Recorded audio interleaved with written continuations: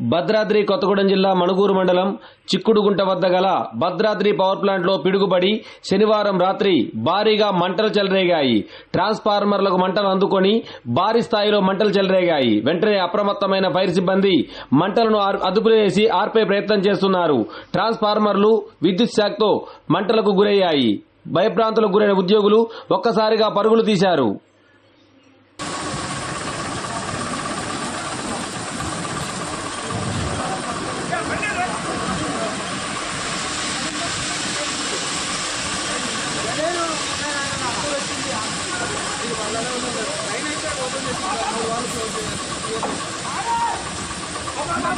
సరిపోదు